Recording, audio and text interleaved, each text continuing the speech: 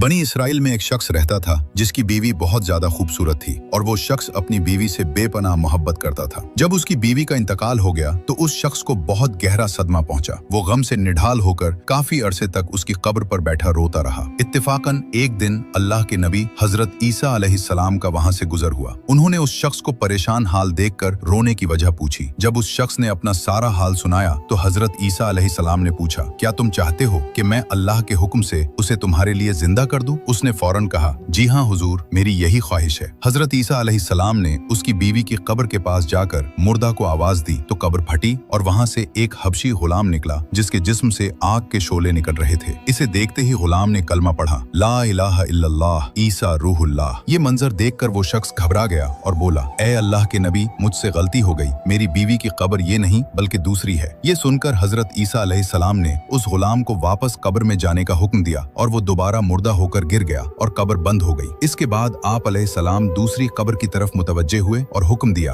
ए कब्र वाले, अल्लाह के हुक्म से जिंदा हो जा। कब्र फटी और उसमें से एक औरत अपने सर से मिट्टी झाड़ती हुई बाहर आ गई। उसे देखते ही इसराइली खुशी से बोला, ए रूहुल्लाह, यही मेरी बीवी है। हजरत ईसा अलैहिस्सलाम की इजाजत से वो शख्स अपनी बीवी को साथ लेकर घर की तरफ चल पड़ा। रास्ते में चूंकि वो शख्स कई दिनों से जागा हुआ था, उसे नींद आने लगी। उसने बीवी से कहा, तुम्हारी जुदाई के गम और रातों को जागने की वजह से मैं थक गया हूँ, मैं कुछ देर आराम करना चाहता हूँ। बीवी ने कहा, ठीक है, आप आराम कर लें। वो शख्स अपनी बीवी की गोद में सर रखकर सो गया। इतने में वहाँ से एक शहजादे का गुजर हुआ जो घोड़े पर सवार था और बहुत हसीन और जमील था। उस औरत की नजर जैसे ही शहजादे पर पड़ी, वो फौरन उस पर आशिक हो गई। शैतान ने उसे बहका दिया। उसने अपने शौहर का सर आहिस्ता से जमीन पर रखा और शहजादे के सामने जा खड़ी हुई। शहजादा भी उसके हुस्न को देखकर उस पर फिदा हो गया और औरत की ख्वाहिश पर उसे अपने घोड़े पर बिठाकर ले गया। जब शौहर की आंख खुली और उसने बीवी को वहां न पाया तो वो बहुत परेशान हुआ। वो उसके कदमों के निशान तलाश करता हुआ वहां पहुंच गया जहां शहजादा और वो औरत मौजूद थे। उस शख्स ने शहजादे से कहा, ये मेरी बीवी है, इसे मेरे हवाले कर दो। शहजादे के बोलने से पहले ही वो औरत बोल पड़ी, मैं उसकी बीवी नहीं हूँ, बल्कि मैं तो शहजादे की लौंडी हूँ। शहजादे ने इसराइली शख्स से कहा, क्या तुम मेरी लौंडी को छीनना चाहते हो? उस शख्स ने कहा, खुदा की कसम, ये मेरी बीवी है जिसे हजरत ईसा अलैहिस्सलाम ने मेरे लिए जिंदा किया है। अभी ये बहस चल ही रही थी कि हजरत ईसा अलैहिस्सलाम वहां तशरीफ ले आए। इसराइली ने फरियाद की, ए रूहुल्लाह, क्या ये वही औरत नहीं जिसे आपने मेरे लिए जिंदा किया था? हजरत ईसा अलैहिस्सलाम ने फरमाया,